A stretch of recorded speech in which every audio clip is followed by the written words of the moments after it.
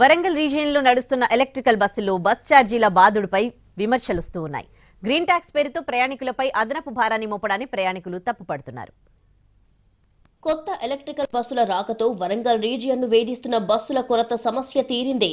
కానీ electric bus ఛార్జీలు ప్రయాణికులకు భారంగా మారాయి.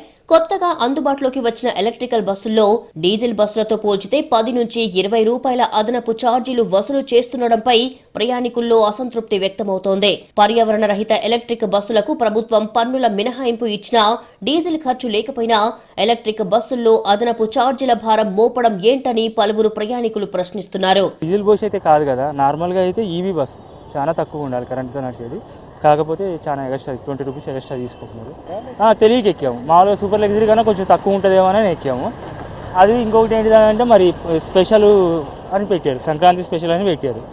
దాని మీద స్టిక్కర్ సంక్రాంతి స్పెషల్ అని పెట్టారు. దానివల్ల ఏమైనా ఎక్కువ తీసుకున్నారో మేము మనకు ఇబ్బందే. కాకపోతే కంఫర్ట్ చూసుకుని కొంచెం జనాలు వస్తున్నారు. ఇది ఈవీ బస్సు కొంచెం కంఫర్ట్గా ఉంది. వరంగల్ రీజియన్లో కాలం చెల్లిన బస్సుల సంఖ్య పెరగడంతో పాటు మహాలక్ష్మి పథకంలో భాగంగా మహిళలకు ఉచిత బస్సు ప్రయాణం సౌకర్యం కల్పించడంతో పల్లె వెలుగు ఎక్స్ప్రెస్ బస్సులకు ప్రయాణికుల రద్దీ పెరిగింది.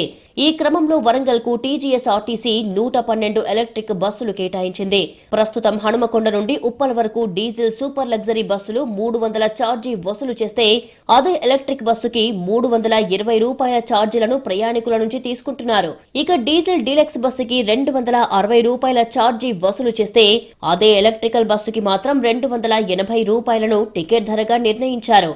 ఇలా డీజిల్ బస్సుల్లో ఛార్జీలతో పోలిస్తే ఎలక్ట్రిక్ బస్సుల్లో 10 నుంచి 20 రూపాయలు అదనపు వసూలు చేయడాన్ని ప్రయాణికులు తప్పుపడుతున్నారు.